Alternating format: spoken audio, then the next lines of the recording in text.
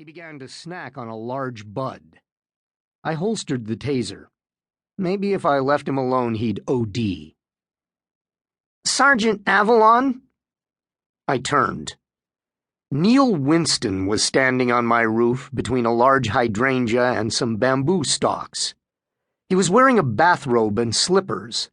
Though it was a cool 65 degrees, he had sweat on his forehead, and I resented what that implied. "What do you want, Neil?" My voice was hard, clipped, pure cop. He took a step back, but didn't leave. "Victoria, she said you might be able to help me." I didn't like what my wife did for a living, and didn't like her clients. Neil was a skinny man with a big Adam's apple, a few years older than me, a banker or an accountant or something uptight like that. Victoria respected me enough to not talk about her work, but I did routine background checks on everyone she associated with. Call me Mr. Concerned Husband. "Help you with what, Neil?" I could feel my shoulder muscles bunch up. "You sound, a little angry. Victoria said you weren't a jealous man, that I could come to you without any fear whatsoever. I have to be honest, I'm feeling a little bit of fear." I thought about the taser, and allowed myself a small grin imagining what he'd look like flopping around on the ground doing the 1,000,000-volt boogie. He'd look pretty damn good, I decided. "That, scowl makes you seem even scarier." Neil took another step backward. "Sergeant Avalon, there's no competition here. I'm a thin, homely, lonely little guy who has to pay a social worker for sex." I hated the term social worker. It sounded like Victoria was helping poor people with their family problems instead of being a state-licensed prostitute. A state-licensed prostitute who made more than double my peace officer's salary. "But you," Neil blabbered on, "you're a hero. You're handsome, with large, intimidating muscles. You own a beautiful home, and you married a goddess. There's no need to be jealous of me, Sergeant Avalon." My wife bought the home with her savings, but the rest of what he said was close enough to true. It looked like Neil's knees were knocking together beneath his robe, so I eased off the throttle a bit.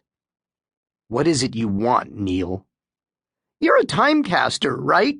I mean, well, of course you are. But do you still do it? Use the machine?" "Yeah," I said, "all the time."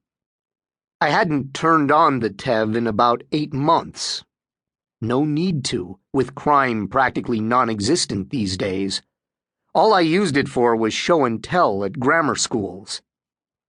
"Well, I, wondered if you couldn't maybe help me with something." I let my frown deepen. What errand did Victoria expect me to run for this poor schlub? Find his missing kitty? Discover who was peeing on his doorstep? "Help you with what, Neil?" "It's my aunt, Zelda Peterson." Neil's voice got lower. "I think someone murdered her."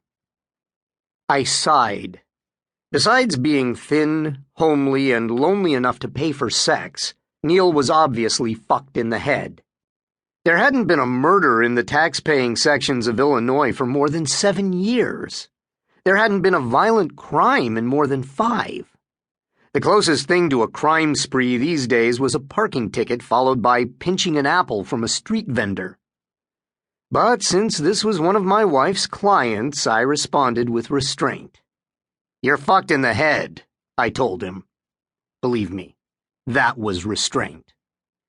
"Look, Sergeant Avalon, I know it sounds crazy. I know nobody gets murdered anymore.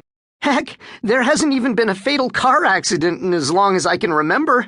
That's because of peace officers like you, because of timecasters. Since everyone knows there are no more secrets, everyone is more careful. I was serious when I said you're a hero, Sergeant Avalon." If he laid it on any thicker, I could insulate my house with it. And, truth told, he appeared pretty shaken up. Normally, anyone who spent time with Victoria had a happy, satisfied look.